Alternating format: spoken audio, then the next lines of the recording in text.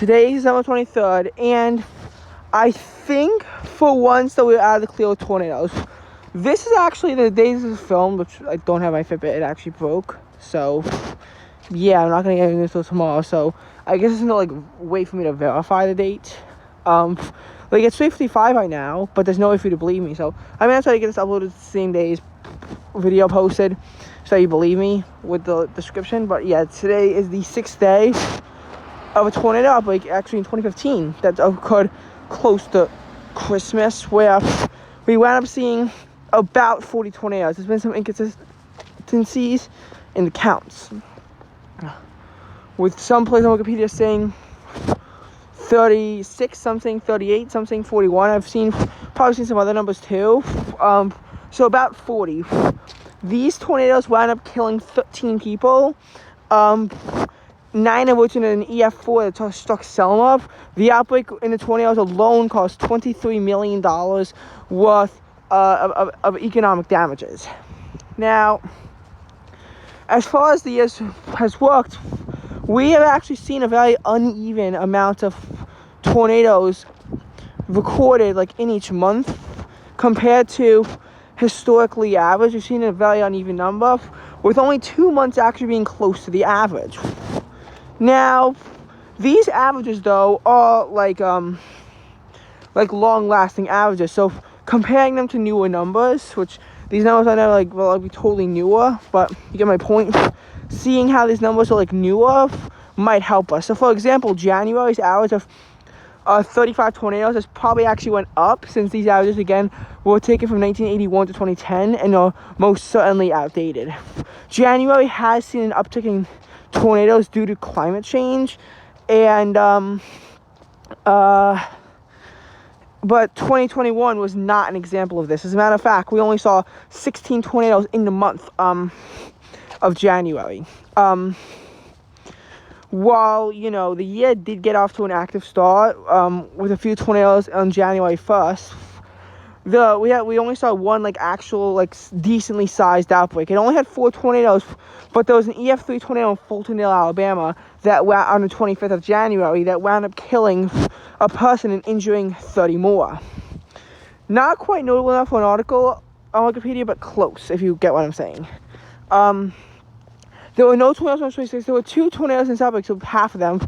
On the 27th, that also caused considerable damage in Tallahassee, and was part of the same system, even though that there were no tornadoes for over 40 hours. Now, this January was way less active than what we have historically seen. Even though January is a quiet month, we don't really see Januaries with 16 tornadoes. For some reference, both 2017 and 2020 had outbreaks in January that spawned about 80 tornadoes. The one in 2017 saw 3 EF3 tornadoes that both killed lots of people, or that all killed lots of people. So you wound up actually having 20 deaths. The one in 2020, while only seeing up to EF2s, also saw 7 deaths in these tornadoes. Anyway,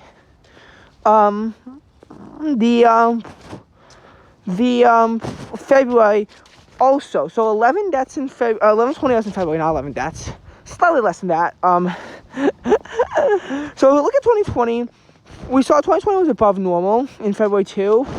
February 29, they saw about 42, 37 of them in that outbreak across February 5th to 7th, which only caused a death, but was still notable for other reasons, including the fact that the system at large caused nearly $1 billion announced, and it was the largest wintertime outbreak in the DC area on record, amongst other things.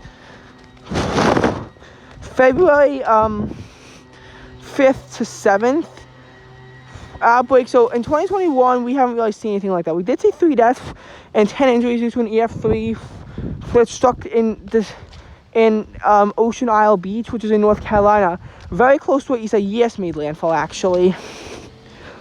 And in that outbreak, which was spawned by the blizzard that caused catastrophic damage across Texas, we wound up actually seeing 5 injuries in an EF2 in Georgia. I think there were 5 reserves, no, 6. but some of the Wikipedia articles have failed to update this. Hence why they're probably going to wind up using excerpts. So I don't know if they're going to wind up using one in this case. But February didn't see anything else even closely remote to notable. But March is a different story. So March has seen an uptick in tornadoes recently. I think February has too. January definitely has seen an uptick in the amount of tornadoes that we see in the month, and I think February has too. So is March, which it's technically on the border between the winter and spring. While late March is definitively in the spring, people argue whether or not March 1st or 21st is part of the winter or the spring, and you really could go either way. Astronomically, it is the winter, but meteorologically, it is the spring, even though December 1st is warmer than March 1st by a few degrees. But I guess it all just depends on your location. Also, my hands are freezing. If you're wondering, it's 35 degrees out here. Anyway, as far as the March when we saw 138, which is well above a normal of 80, and 2020 was kind of close to that average. What happened was that, first of all, the March 2021 blizzard that broke records for snowfall across portions of Colorado also saw 21 tornadoes, though they really didn't do anything. The March 16th to 18th tornado outbreak, though, was more notable, causing 6 injuries. Again, no tornado stronger than EF2, but you did see 6 injuries, and a person lost their life, those not in a tornado, in the system at large in Mississippi. Overall, there were 51 tornadoes. You had 43 in a tornado from the 24th, 28th, but 8 deaths. 6 in the system at large, 1 in Indiana, 4 in Tennessee, and the other one we don't know. And 8 deaths in this outbreak. 6 in the EF3 in Ohatotchi, Alabama. 1 in the EF4, which was, until December, the only EF4 of the year in Noonan, Georgia. And 1 in EF2 in Carthage, Texas. But fate would have it again. Just kidding. April would be tornadically inactive. While the 9/11 did see a tornado on the 10th in Palmetto, Louisiana, that wound up causing $1 million in damage, and a person did wind up losing their life, as well as 7 injuries. The outbreak at large wound up only causing 8, and there were only 20 tornadoes. Not quite notable enough for an article, even though the straight line storm also caused a death in Louisiana, and it's in a different system, as well as another one in the state of Florida. And this one was in the EF3. There would be another EF3 on the April 26th to 28th outbreak. I think in Bensley, Texas. And then that'll be the last EF3 tornado until June. Also, if you're wondering what that is, that's slush. Not exactly sure how it got here. I don't remember it snowing this morning, but maybe I wasn't paying attention. That is slush. Maybe it sleeted. I don't know. This morning definitely did get down to about 30 degrees, so maybe even lower. So it's definitely possible there was precipitation that would have fallen in snow, and it's kind of slushing out because it's in the process of melting. When there's big winter storms, you might see this, and it sucks that I couldn't make use of using this, and that's during the last winter. And for this winter, as far as this winter's concerned, we haven't really seen anything. We only saw like about 0.2 inches of accumulation so far this winter. 28th, 29th, and 30th, it all snowed. But you had very light amounts of precipitation. A lot of times, it's just too warm, which does happen in some. But anyway, we're veering off track. So yeah, May 2nd and 4th, they have a very notable outbreak with 97 tornadoes. 4 people died in a straight line storm, as well as $1.3 billion now is caused. 2 of the deaths were in Georgia. There are, it only wants EF2 tornadoes. You got a tornado mostly for the EF1 in Tupelo, Mississippi, but that didn't really do anything. PDS tornado warnings for the EF2 that struck Washington, South Carolina. That one actually did wind up causing an injury. You had 10 in total. 8 of them in 5 Points, Texas, due to an EF2 there. And then the rest of May was pretty quiet. The May 26th, 28th outbreak only saw 2 injuries in the EF2, but in 31 tornadoes, but did gain traction in the sense that that's the only photo of a tornado that we have this year.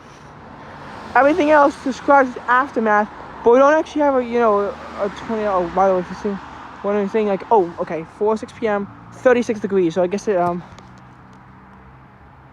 went up a little bit. Kind of forgot the pictures. Oh, I want to see if I got them accurately. I didn't see it flash though. Because it's so cold that my hands aren't working properly. I'll check when I'm done filming. Now, May saw 257 tornadoes in total. So April saw 80, which is well below out to 155. And that 155 is outdated because recently April has been seeing an uptick in tornadoes. May, meanwhile, 273 on average. We saw 257. So pretty much near normal. And also, so I was wondering, so the year started off well below average. Then got slightly above average due to March, but April pushed it slightly below average again. And in May, it kind of stabilized. So because of how inactive June was, we got into well below average territory that we haven't really seen since the middle of March. That we would wind up actually pretty much maintaining until the very end of the year wound up closing out. Because what happened in June was that generally see 243 tornadoes. To be fair, that average has winded down because 2019 was just well above average for those tornadoes, blowing some of those numbers out of there. Only saw 206 tornadoes in June. In fact, they might actually be in the 170s, for crying out loud. If you look at 2020, May saw 126 tornadoes. But in 2019, May saw 509.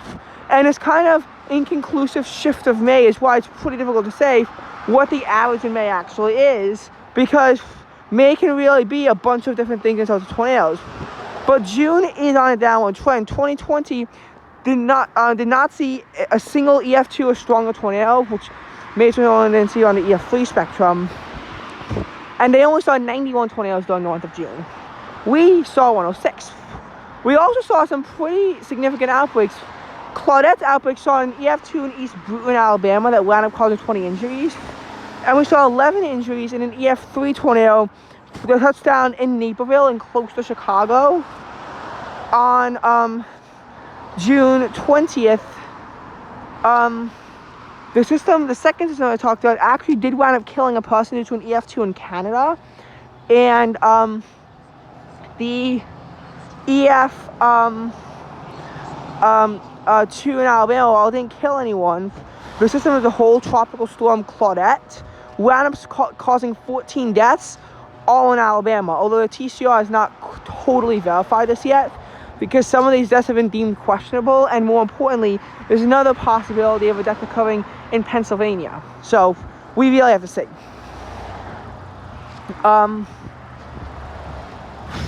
Now, June 25th to 26th did see a pretty notable system of tornadoes, but there wasn't really anything notable about the tornadoes per se, mainly about the hail, which, hailstorm causing $1.3 billion now is just significant.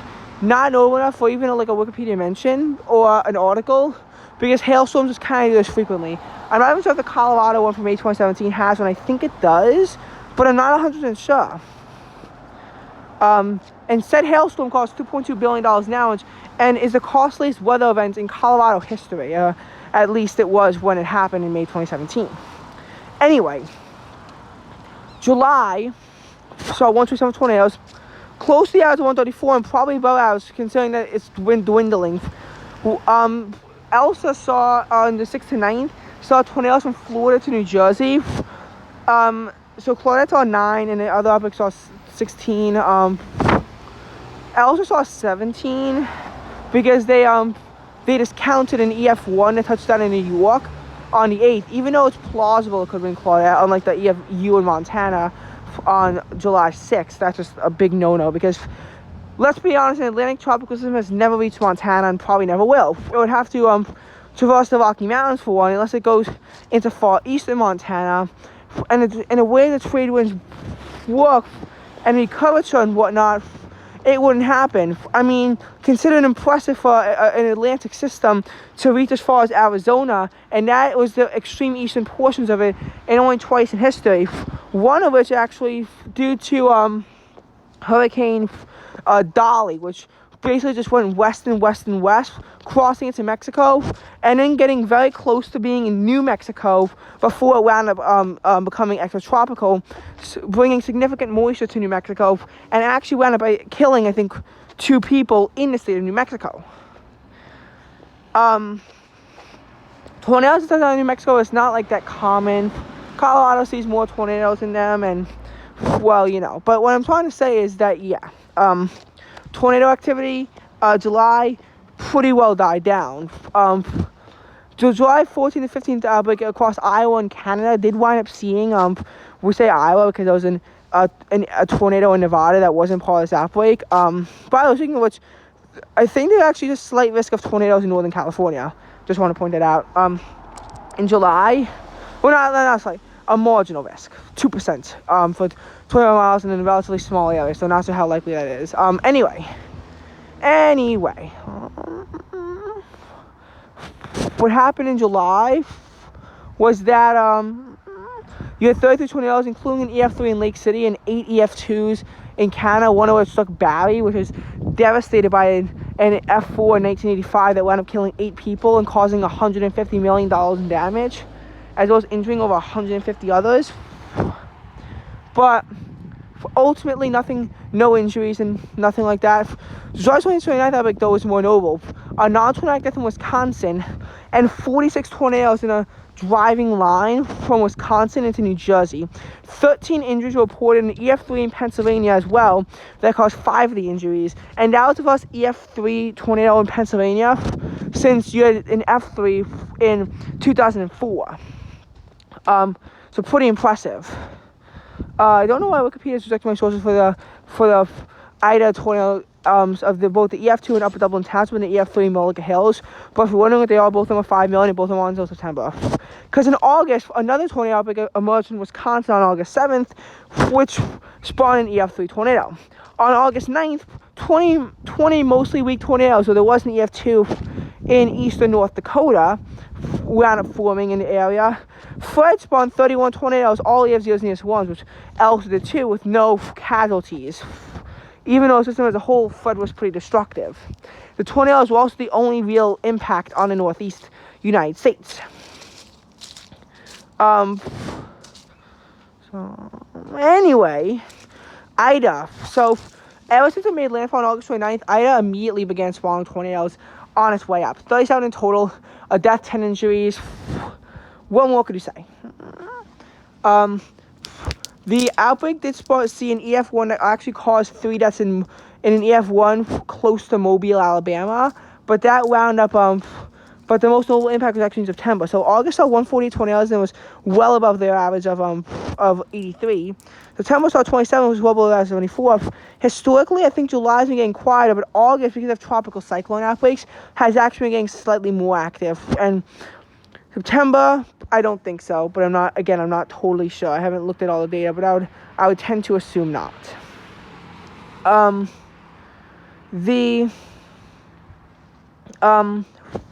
The tornado outbreak that took place in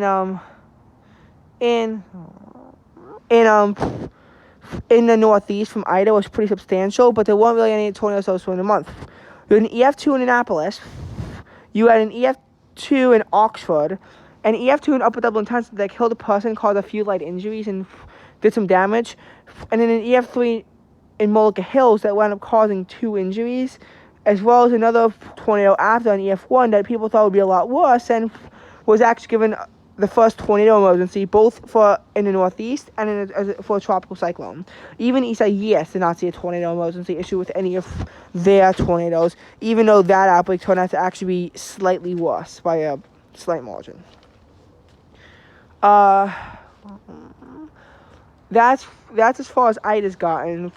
October, this is Chernobyl outbreak. She had 51 tornadoes all week. There were a few EF2s, but even then not notable enough for an article, barely.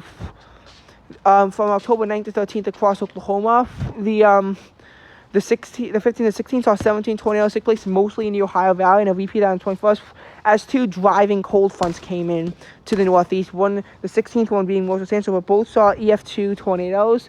And one of them, the 16th one, saw an injury. The October 24th outbreak saw 2 EF3s in injury, but because of only 18 tornadoes, it was not notable enough. Although there was a tornado emergency issued for one of the EF3s in Missouri. So far, October, we only have preliminary data, but it's 121, which is close to record-breaking, and NCEI data could actually push October into the above-average territory. Also, not only is there all of that for October, but to make matters, I think, even worse, slightly, October 27th, we'll see an outbreak of a lot of EF2 tornadoes, 17 in total, causing 2 injuries, and on Mississippi Highway 63, a car was blown off a highway where the woman wound up actually dying in an EF1 tornado on October 27th. November, though, was well below average of 20, so October has 61. I think October might be getting a little bit less active recently, but November, I think, has also been dwindling a little bit in terms of numbers, but 20 is still really inactive. The only notable outbreak, as a matter of fact, took place on November 13th across my area, Long Island, as well as in Connecticut and Rhode Island, where an intense cold front came through. And by intense, I mean it dropped temperature to 13 degrees before the night chill came in. It was 61 degrees before, and it was 48 by the time it left. We rapidly plummeted down through the entire range of the 50s. Talk about that. And you saw mostly EF0s, not so there's an injury or not. There was 2 EF1s, pretty notable across Suffolk County and in general, being the first tornadoes on Long Island in November history. We thought that we would get that in 2020, but the system wound up busting with no tornadoes. This time it did not disappoint. December, also very notable because of preliminary data suggesting 176 tornadoes is probably going to go up, not down, smashing records because 2 outbreaks broke the record for the most number of tornadoes in an outbreak. Yeah, the 2056 outbreak was 13 tornadoes, only up to EF1s that caused 2 injuries. But then you had 90 deaths and God knows how many injuries.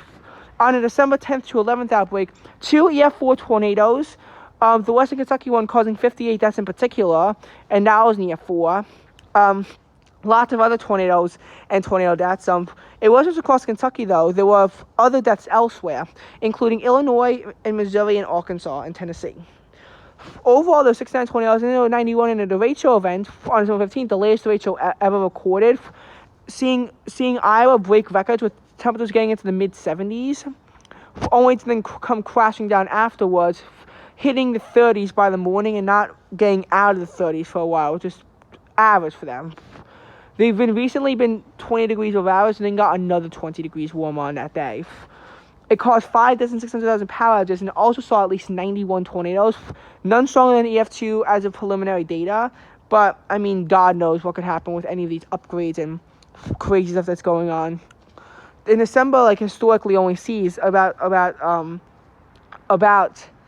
I think about 24 tornadoes. So, I mean, talk about that. Compare any of this to 2020. 2020 was very lackluster in this month because besides August, which did see notable outbreaks with both Isaias and the derecho, actually that the derecho wasn't very notable, but with Isaias. But after that, we didn't really see anything. So that is it for this video, and I hope you enjoyed it.